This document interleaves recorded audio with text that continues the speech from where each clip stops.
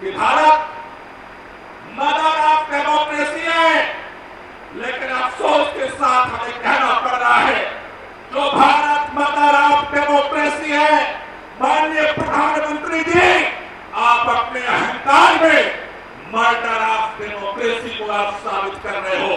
सरेआम चौराहे पर दिन दहाड़े लोकतंत्र की हत्या पर आप उतारू हो। मोदी जी की तानाशाही, अरे लोकतंत्र में हिटलरशाही।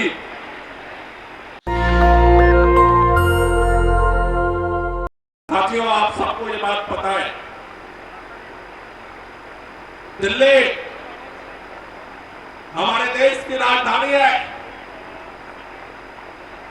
पूरे देश के अंदर जब भी कोई संकट पैदा होता है तो पूरा देश दिल्ली की तरफ देखता है, लेकिन दिल्ली के अंदर आज केंद्र सरकार ने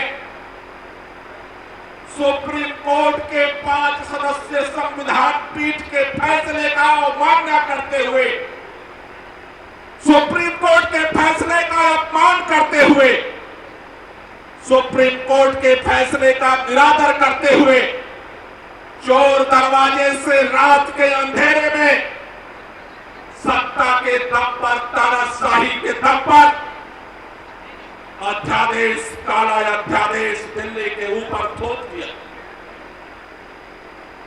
आज पूरी दिल्ली छतरपुर से लेकर के नरेला तक,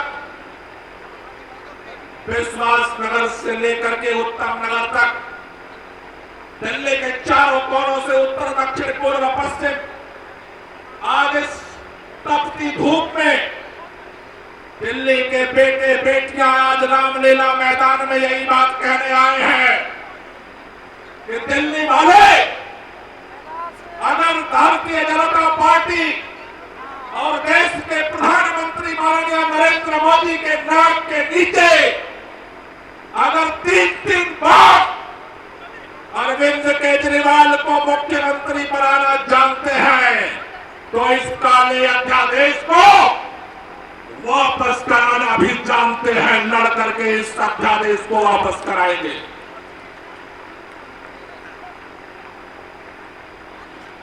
भारतीय जनता पार्टी के लोगों से पूछो, आपने सुप्रीम कोर्ट के फैसले को क्यों नहीं माना? टेलीविजन चैनल पर आज देखते होंगे, हर चैनल पर भाजपा का प्रवक्ता बैठता है, बोलता है आम आदमी पार्टी वाले संविधान को नहीं मानते, आम आदमी पार्टी वालों को सर्वोच्च न्यायालय में भरोसा नहीं है, आम आदमी पार्टी वालों को कानून में भरोसा नहीं है। आम आदमी पार्टी वाले नहीं, आज पूरी दिल्ली रामलीला मैदान से भाजपा के सभी नेताओं से ये पूछना चाहती है, भाजपाइयों बताओ तुम्हें सर्वोच्च न्यायालय में भरोसा क्यों नहीं है? सर्वोच्च न्यायालय का निर्णय तुम लागू क्यों नहीं करना चाहते हो? इसका जवाब देने के लिए आज पूरी दिल्ली इस रामलीला मैदान में इकट्ठा हुई। भाजपा के नेता कहते हैं हमने ऑर्डिनेंस इसलिए लागू किया कि देश की राजधानी है दिल्ली। भाजपाइयों, तुम्हारे ऑर्डिनेंस आने से देश की राजधानी दिल्ली नहीं बनी। दिल्ली पहले भी थी। जब दिल्ली के संविधान के अंदर यह निर्णय दिया गया कि दिल्ली के लोग अपना वोट दे करके अपनी चुनी हुई सरकार बनाएंगे, उस दिन जिस दिन कानून बना उस दिन भी दिल्ली देश की राजधानी थी। तो कहते हो कि देश के अंदर राजधानी है, इस राजधानी में उच्च आयोग है, पूरे दुनिया के प्रतिनिधि आकर के रहते हैं। अरे जब तुम काला अध्यादेश लेकर नहीं आए थे तब भी उच्च आयोग के लोग इसी दिल्ली में आते थे, रहते थे, और तुम्हारे अध्यादेश आने के बाद भी रहते हैं। भारतीय जनता पार्टी के नेता बहाने ढूंढ रहे हैं।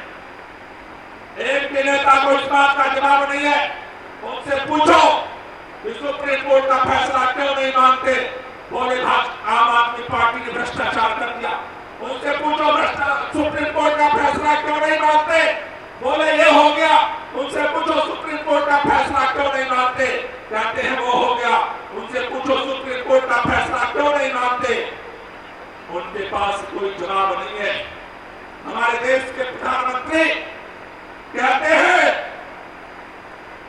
भारत मदर ऑफ डेमोक्रेसी है।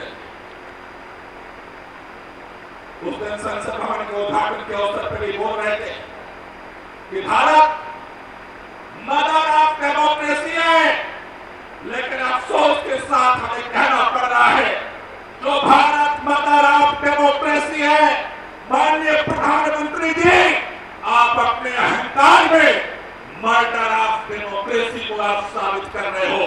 सरेआम चौराहे पर दिन दहाड़े लोकतंत्र की हत्या पर आप उतारू हो, ये इस देश को बर्दाश्त नहीं है। देश का संविधान, देश का लोकतंत्र, देश की संस्थाएं किसी पार्टी की बदौलत नहीं पैदा हुई है।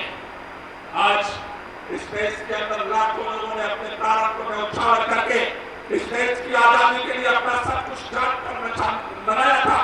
उस लंबी आजादी की लड़ाई के बाद इस देश को संविधान मिला, इस देश को लोकतंत्र मिला। इस देश